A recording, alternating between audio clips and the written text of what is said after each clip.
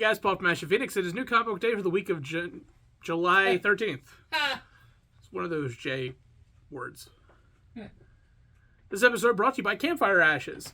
New podcast. You can see the link in the description down below. Also, you can check out previews on this channel right here.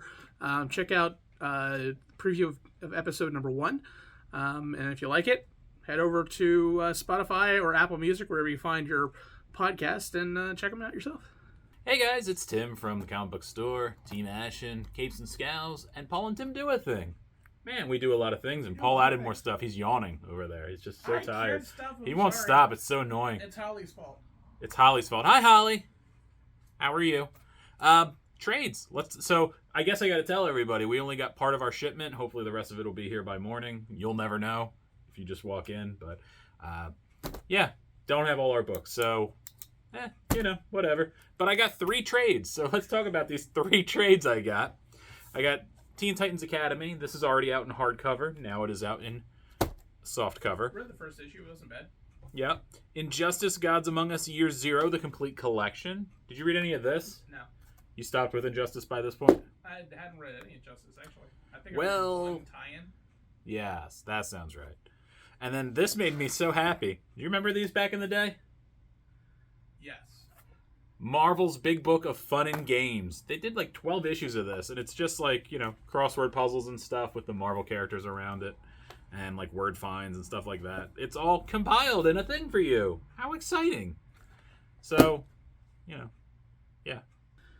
First up, we have Slumber, issue number 5. Ooh, things going bad to worse in this book. We're getting towards the end, and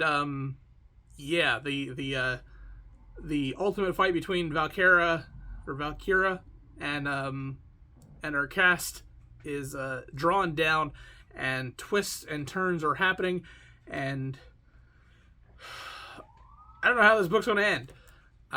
It's just really, really good. The storytelling is really, really interesting. You never know what is happening because you're dealing with dreams. So, like, literally anything can happen in these books, and they tend to actually happen in these books. But yeah, how this ends, I don't know. The writing has been spectacular the entire time. The art has been really, really interesting and really lends itself to the source material, and definitely a fun read. Definitely grab it. All right, guys, my first book, this is a variant because I didn't get the regular one yet, is Daredevil, issue number 1. Pretty interesting story. You are definitely benefited from having read Devil's Reign, which I did enjoy. Very strange, convoluted story, but very good.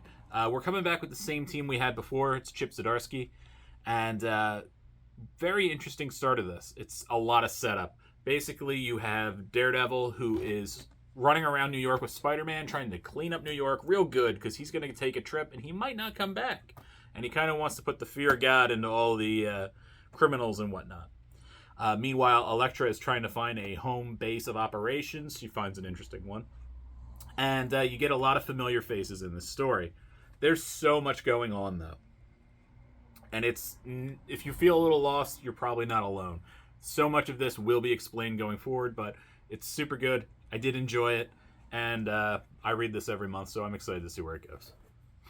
And my pick of the week is Impact Winter, issue number 1.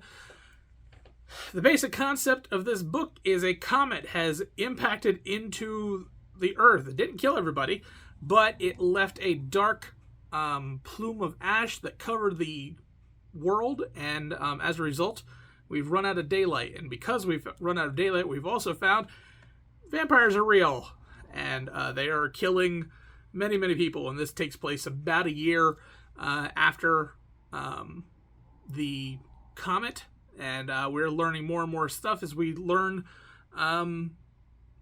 one bad trip becomes a huge problem and uncovers a lot more than what we thought about the world in itself. The storytelling was really, really good. You really got to the heart of the story very, very quickly.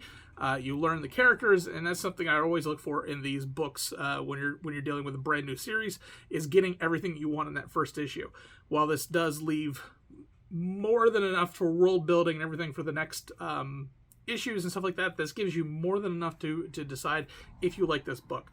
And I love this book. I really want to see more of it.